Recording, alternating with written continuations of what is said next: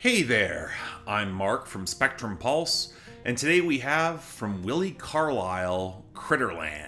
Yes, I'm on my indie country bullshit yet again, although with Willi Carlisle, it's a little more complicated. I'd seen his name around the more acoustic, folk-leaning edges of the subgenre for a couple of years now, where I felt late only properly exploring his catalog now, and man, I wish I could have gotten to him sooner. His 2016 debut, Too Nice to Mean Much, was ridiculously charming, with a ramshackle, organic tone where a terrific sense of humor and wry observations, they could compensate for some slightly clunky turns of phrase and iffy production, which admittedly is where his 2018 album, To Tell You the Truth, kinda lost me a bit, as it felt a little too shaky for its own good. But he won me back plenty with 2022's Peculiar Missouri, where his powerful, empathetic ear, especially for all the fringe hustlers, really stuck it for me. I should have covered it in 2022. It's a great album, and thus I was very happy to see this get added to my schedule, and yeah, for good reason. It's also pretty damn great, albeit significantly darker and less whimsical than Peculiar Missouri. If you're looking for a modern indie country parallel, imagine Pony Bradshaw's eye for complicated empathy and homespun detail, but with a mix that feels even more spare to match Carlisle's winsome delivery that definitely owes more to freeform folk structures, down to an extended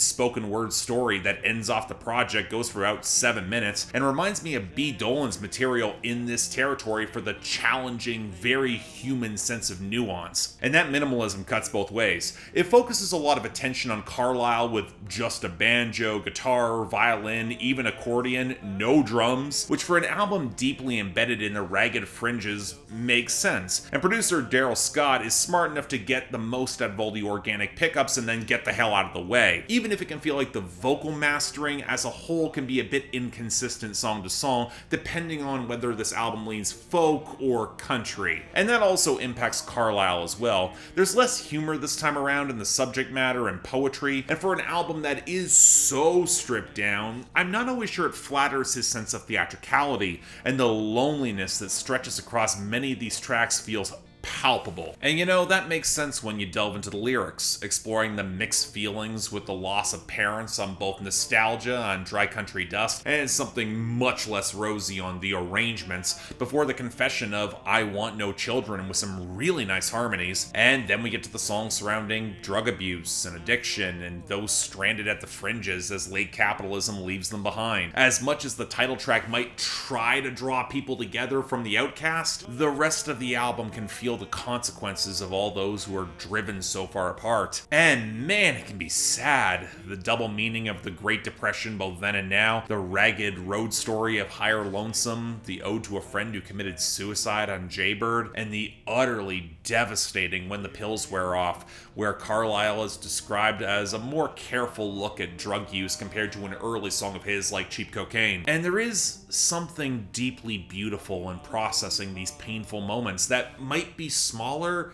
but they can mean the world. And Carlisle is smart enough to frame the larger question of why these moments might wind up getting overlooked. Who is allowed to be ignorant of consequence and thrive, while those outside are stuck at the bottom of the hierarchy suffer and cling to those moments? The political edge is most visible on the spoken word closer, The Money Grows on Trees, telling the story of a rural drug dealer and the corrupt cop who form an unholy alliance that ends in tragedy and bloodshed. But the barbed question of who is allowed privilege in these stories, it colors the majority of the album. And as such, it's understandable why it can feel a little fatalistic. Good intentions where reality just drags everything lower, which I don't always love and can make this a tougher listen, especially as stripped down as it is. It can feel a little long. But as a whole, it's a truly great singer-songwriter album. A more difficult listen than Peculiar Missouri, for sure, and I'm split on whichever one's better, but I would argue it's easily Carlisle's most refined and mature project to date. Glad that I finally got around to covering him.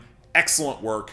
check it out. So yeah, thanks a lot for watching. If you want to see more, please be sure to like, share, drop comments, and subscribe. Again, I'm late to this guy. I know he's been mentioned among a couple comments as someone I would like, and I certainly do. Again, I'm kind of kicking myself I'm this late, but what are your thoughts? I'm genuinely curious.